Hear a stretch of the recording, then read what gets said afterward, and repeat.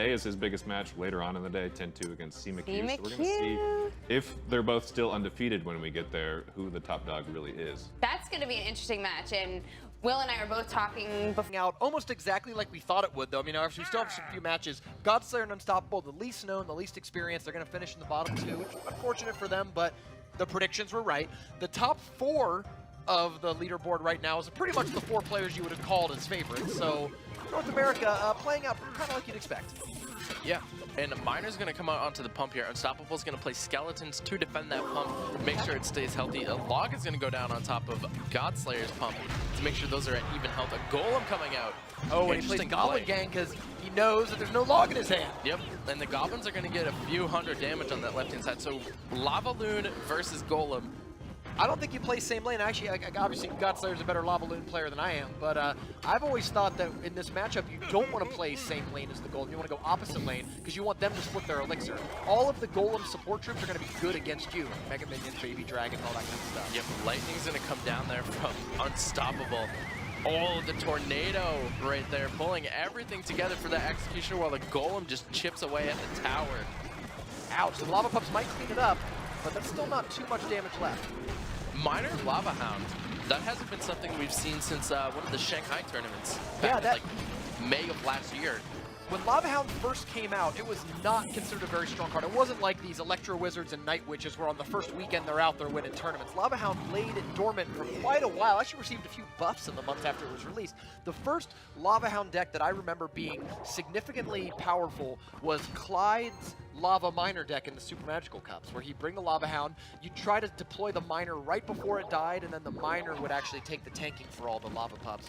It's essentially a Miner Minion Horde push without playing the Minion Horde. Yeah. Ooh, good lightning on defense there, takes out motion. Oh, the Mega Minion does get a swing in! You get a little fist pump out of Godslayer because he knows that he is in a great position for this push to knock that tower down. Yeah, Unstoppable was trying to tornado everything back for that Executioner, but the Executioner died before the Tornado came down, and that was just it. Ooh, the Miner is where he wants to be, just rolling between collectors, taking them out one at a time. Yeah, the Lava Pups are doing a decent amount of damage to the King Tower. Godslayer might be able to secure this victory. Here comes the Lava Hound Mega Minion push on the left-hand side. King Tower down to 1365. Tornado's going to pull everything together for that Baby Dragon. Executioner Golem on the right-hand side. If the Godslayer doesn't get the 3 crown, Unstoppable will win this match because he has the other tower down to 7. I mean, that's what happens when you go all in like that. The towers are getting there. He's got it within lightning range. 46, yep, that's the lightning range. Zap, zapper. Godslayer is going to take it.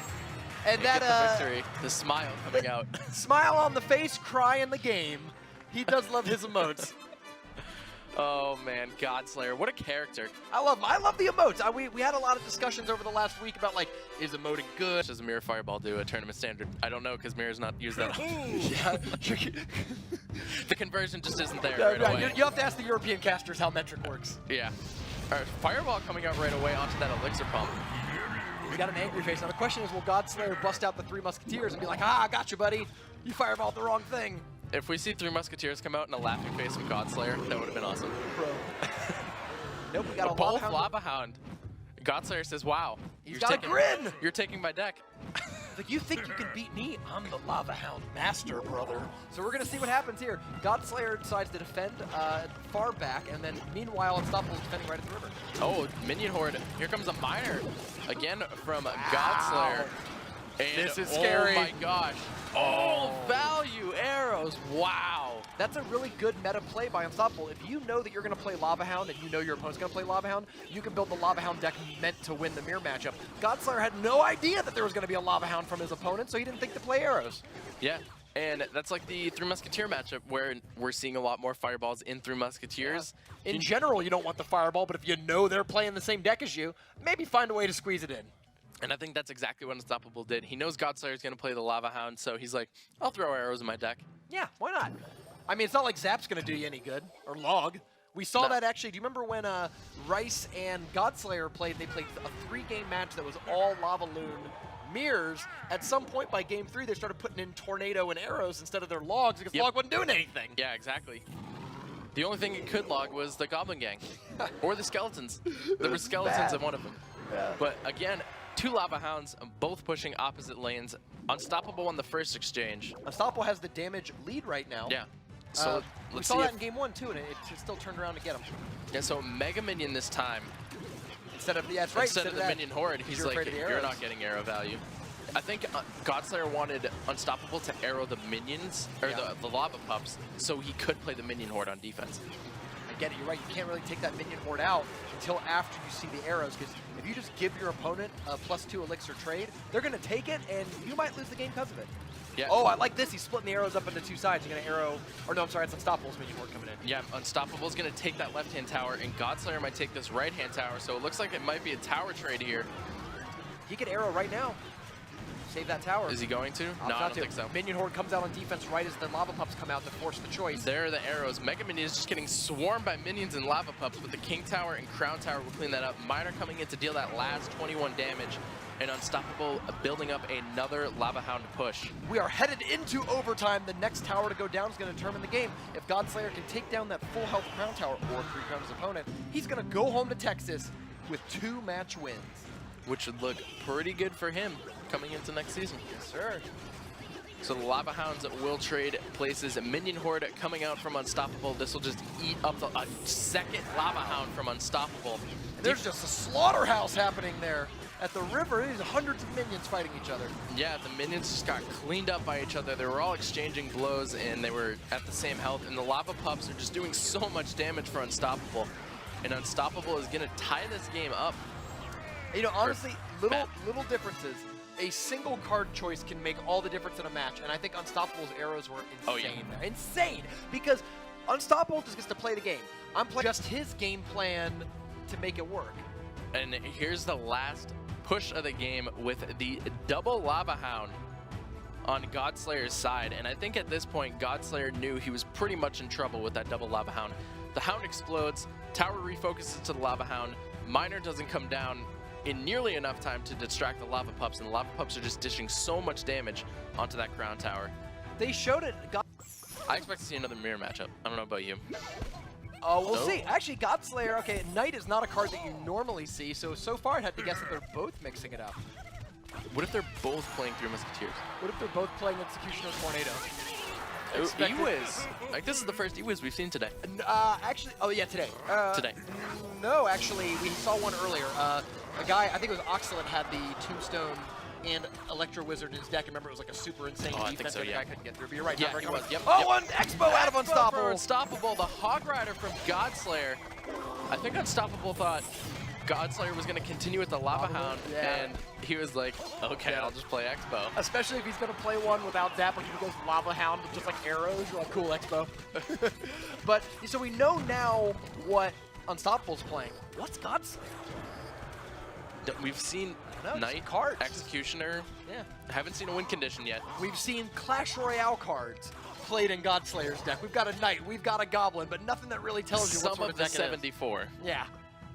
But the Expo is going to come down. Executioner is going to come down to tank for the Expo. A little too far the back. Hog Rider. I think he already played the Hog Rider. Yeah, you're right. I think it just died so fast that we forgot. Went down. Unfortunately, that Expo, not only does it survive the Hog Rider, but it's still shooting. Yeah, and Unstoppable throws the good game, thumbs up. A Godslayer with a grin on his face and the crying in the game. He knows. And then for once, the crying is about him. Yeah. Instead of his opponent. He's like, here's me imitating my own crying. Yeah. So 496 remains on that left-hand tower, 10 seconds before double elixir, and this game is looking very good for Unstoppable. Godslayer just can't seem to break through with the Hog Rider. Expo is a deck that you do not want to let take your tower because there are few things in this game more frustrating than a centered placed defensive Expo. You cannot approach, it's so hard to kill. Yep. However, if Godslayer were to take the opposite tower, and this were to go to a 2-tower victory, it would be heavily in favor of a Godslayer. Because if Godslayer takes the opposite lane, so Unstoppable has left-hand tower, so if Godslayer takes the right-hand tower, that becomes very unfavorable for the Expo, because then Godslayer can just deploy troops right on top of the Expo. You're right. So it really matters here. It seems like, though, he's still trying to go down the same lane that already has got the tower on it. The downside is he's giving his opponent these pretty good logs that might be setting up for a fireball. Oh, lightning comes in. Come down, but the E-Wiz is going to come down to shut down that Hog Rider, and now Unstoppable has to cycle back. Does he have fireball? I believe he's got some sort of direct damage. There's a fireball, yeah. And the log will finish it off here. 7 seconds to go. This is the last we are seeing of Godslayer and Unstoppable as Unstoppable takes the 3-game match 2-1 with Expo in the deciding game. Yes, we've seen Expo. I think Expo has a 100% win rate in this tournament. Logbait does too so far. Logbait and got to fall near the bottom. Yeah, and here comes Godslayer. Boom! Godslayer's super happy with this trip. He was telling me he went to lunch the other day how excited. So let's take a look at the replay right here. Look at Unstoppable defend this Expo. So the Electro Wizard's going to come down, and it's going to slow the Hog Rider down quite a bit. The log predicting the Ice Spirit, and then Electro Wizard Expo just cleans up the Hog Rider, and this is really the deciding factor. The Expo just chips away at the... 2 matches in, 8 left to go. These players still have a lot of room to solidify themselves, but remember, this is the final week. By the end of today, we will know exactly who sits where on this ladder. Right now, Unstoppable is looking really in a tight spot. He's 0-4. He still has 3 games left, so he can potentially pull himself out. And Oxlet posturing himself to potentially be top 2. And remember, these players are playing for a $1 million prize pool. There's so much on the line for these guys, and they have to understand what their potential could be. I'm kind of sad. Unstoppable losing that game. Yeah. Unstoppable, super stoppable. He's very, very stoppable. Gosh, look at that. Yeah. First place But is $15,000. Yeah, there's so much money on the line. At least Unstoppable I is. thought the round robin was for the 15,000, so I was like, Oh, yes. you're like, I already got And for those of you that don't recognize that voice, we have here the legend himself, the undefeated 10-2.